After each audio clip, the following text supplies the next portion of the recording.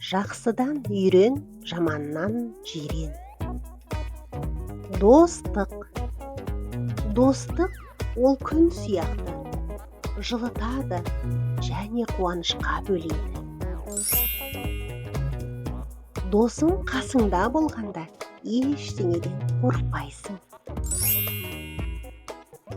Қасыңдағы нағыз досың сені тыңдай алады және қолдауға дайын тұрады. Достармен бірге жүру әрі қызықты, әрі көңілді болады. Жаныңдағы нағыз досың сенен ешқашанда көмегін аямайды. Достарың қиын сәтте қасыңнан табылады. Нағыз досың ауырып қалсаң да қасыңнан табылады және саған қолдау көрсетеді. Қасыңда достарың болса, ешқашан жалғызсырамайсың. Қасыңдағы ең жақын досыңмен ғана құпияларыңды бөлісе аласың. Достарыңмен не істесең де әрқашан бәрі қызықты өтеді. Адам баласына доссыз және достықсыз өмір сүру қиын болады. Жанымызда достарымыз көп болғаны қандай тамаша. Сыпайылық. Сыпайы немесе ибалы болу ол адамның ең керемет қасиеті. Сыпайы адам өзінің де ой-пікірін айтып, өзгенің де ой-пікірімен санаса отырып жұмыс жасайды. Сыпайы болу инабаттылық, ибалық, көрегенділік, ілтипаттылық және қарапайымдылықтың белгісі. Сыпайы адам ешқашанда бәрінен де күштімін, мықтымын, ақылдымын деп көрінуге тырыспайды. Мықты адам қолға алған ісін қашанда соңына дейін жеткізуге тырысу керек. Сыпайы адам қандайда бір дәрежеге қолын жеткізсе, оны мақтаған кезде, құттықтаған кезде рахмет, мен өте қуаныштымын деген сөздерді пайдаланады. Сыпайы адам ешқашанда біреуден көмек сұраудан ұялмайды. Өйткені ол өзінің бәрін біле бермейтінін мойындайды. Сыпайы адам басқа адамдардың туындаған мәселелері мен уайымдарына құрметпен қарай алады. Егер сыпайы адамның тарапынан болған қателіктер болса, ол оны мойындап, түзетуге және кешірім сұрауға дайын тұрады. Сыпайы болу, ибалы болу адам баласының көркем мінезі. Мейірімділік. Мейірімділік бұл адамдардың бір-біріне деген жан мен жүрекпен берілетін көркем сезім. Мейірімді адамдардың жүздері жылы, көздерінен нұр шашып тұрады. Олардың достары өте көп. Олар басқа адамдарға да құрметпен қарайды. Мейірімді адамдар басқа адамдардың еңбектерін бағалап, жұмыстарына қашанда сәттілік тілейді. Мейірімді адамдар қашанда саған қиын кезде көмек қолын созуға дайын тұрады. Олар ешқашанда дауысын көтеріп сөйлемейді. Сыпайы және сабырлы болып келеді. Мейірімді адам өте сыпайы келеді.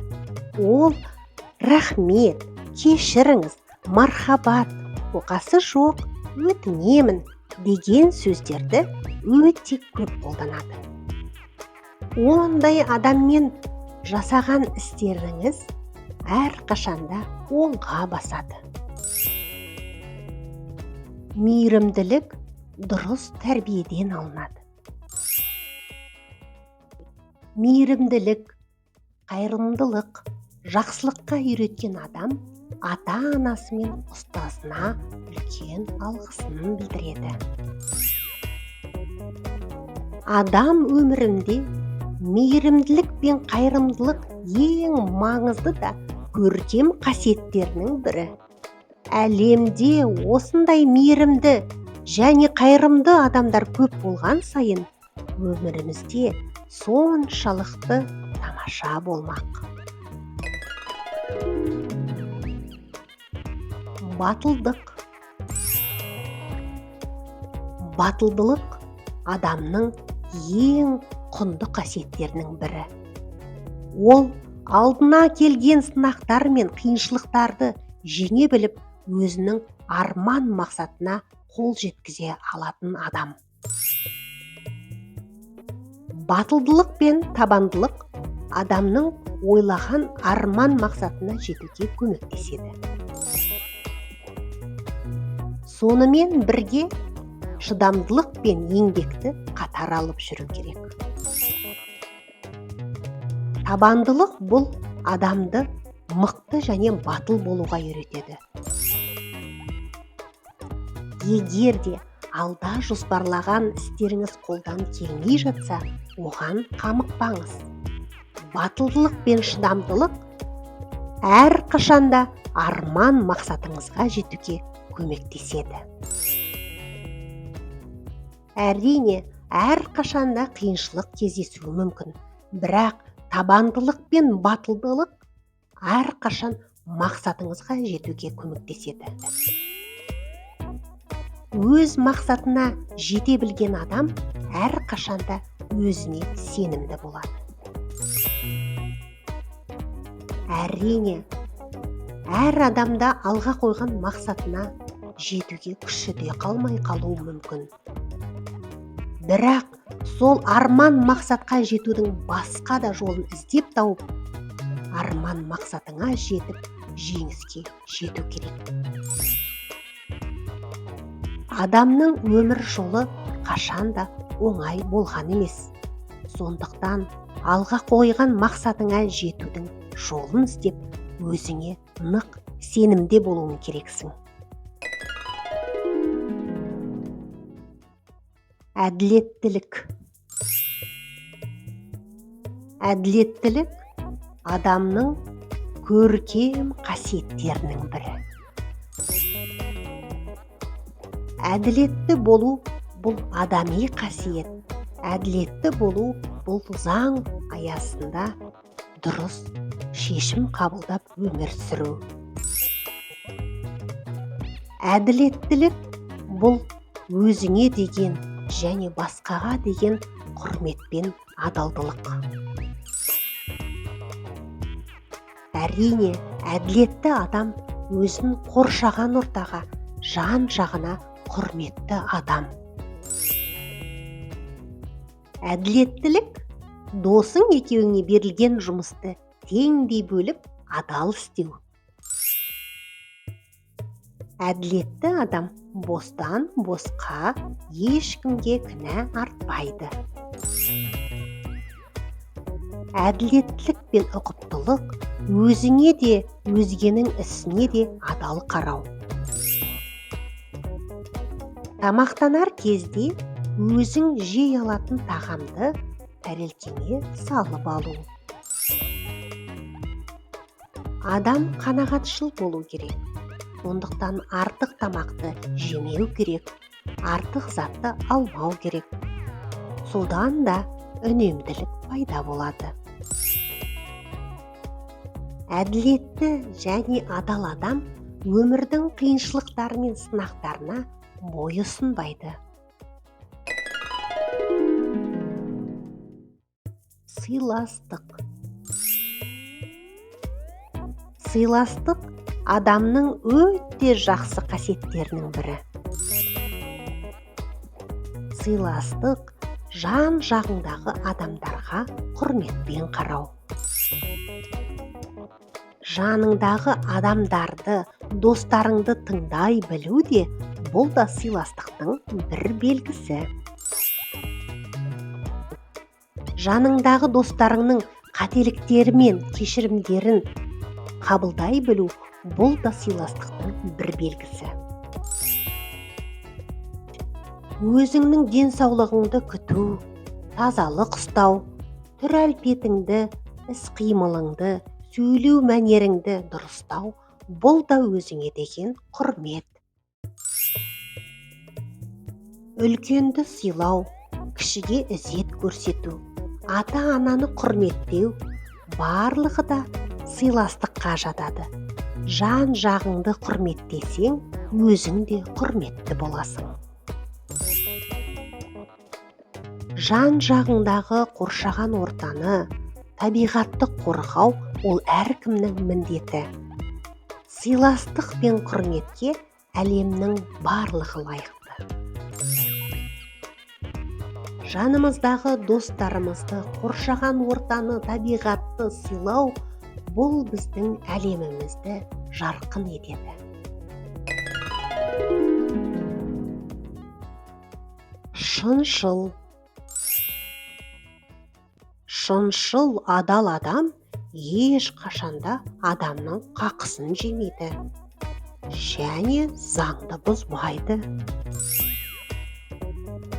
Шыншыл адал адам ойын ойнағанда да ешкімді алдамайды. Ол әр күнін адал өткізгісі келеді. Шыншыл адал адам өзінің істеген қателігін мойнымен көтереді.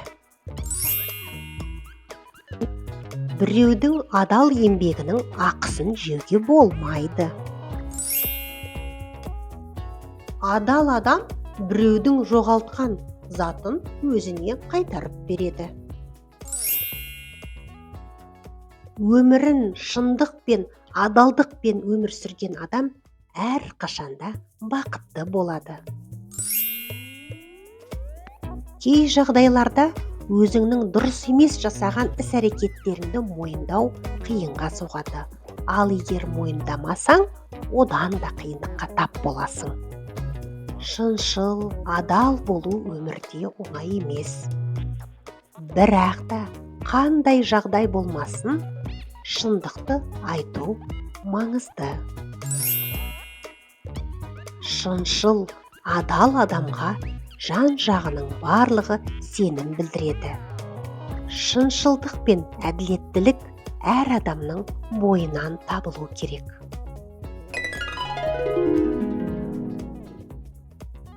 Жомарттық. Жомарттық, мәрттік адамның ең көркем қасиеті. Жомарт жан көрсеткен және жасаған жақсылықтарының ақысын сұрамайды.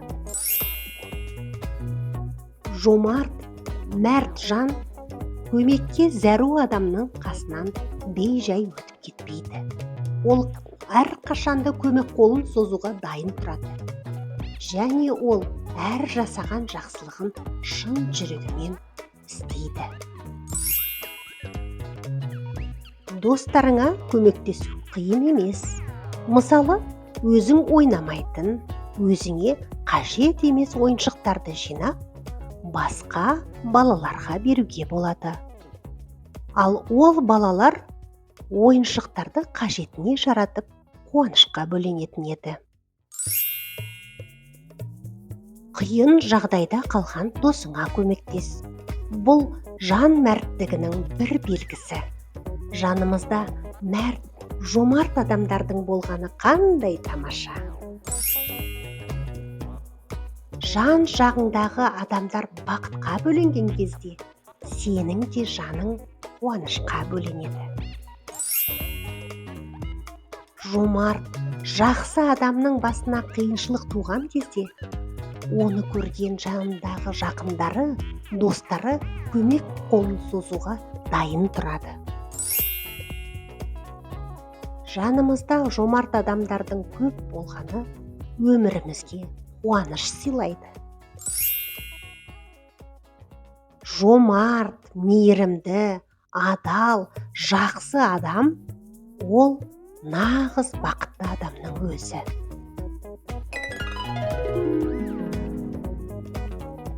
Жауапкершілік. Жауапкершілікке ие адам ол істеген әр ісін тиянақты, мұқият жасап, және әр істеген ісіне жауапты бола алады. Жауапкершілігі мол адам өзіне тапсырылған істі соңына дейін мұқият орындай алады. Алға қойған мақсатына жете білген адам жауапкершілігі мол адам болып табылады.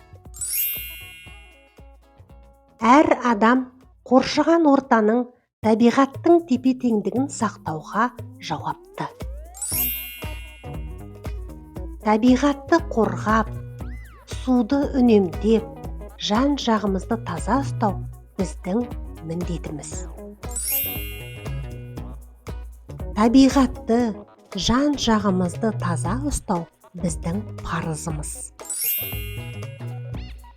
Күнделікті әркімге тапсырылған жұмысын тиянақты орындау керек. Сондай-ақ білім алып, үй жұмыстарын орындау керек. Шын жүректен адамдарға көмектесу жағымды жауапкершіліктің бірі. Жауапкершілік сезімі өзіңді басқа адамдарға керек екеніңді, бақытты екеніңді сезіну. Тілектес болу.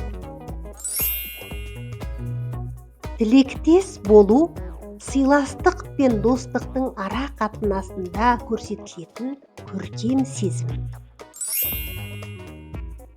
Айналаңда болып жатқан жағдайлардан хабардар болып, оларға көмек қолын соза білу адамды бақытты сезіндіреді. Тілекші болу ол жаныңдағы адамдар қиын жағдайға тап болғанда қолдау, көмек қолын созу, түсіну. Досың үшін уайымдап, онымен бірге қайғырып, көмектесу тілекші болумен тең. Қиын сәтте достар бір-біріне көмектесуге дайын болу, тілектес болу. Достарыңа сыпайы тілектес болу. Үлкендерге көмектесіп, кішілерді қолдап тілектес болу. Қоршаған ортамен, табиғатпен, достарыңмен бір болу үлкен бақыт. Адамның бір-біріне тілектес болу, біріне-бірі адал болу, сыпайы болу, бір-бірін сыйлау, құрметтеу, бір-біріне деген қамқорлығын көрсету, табандылық, талаптылық, бір-біріне деген жомарттығын көрсету. Адамның ең асыл қасиеттері кездескен кезде қоршаған ортамыз бен табиғатымыз, айналамыз үйлесімін табар еді. Ал сіздерде осындай қасиеттер болса, лүпілді баса кетіңіз. Достарыңызбен бөлісіп, арнаға тіркеліп отырыңыздар.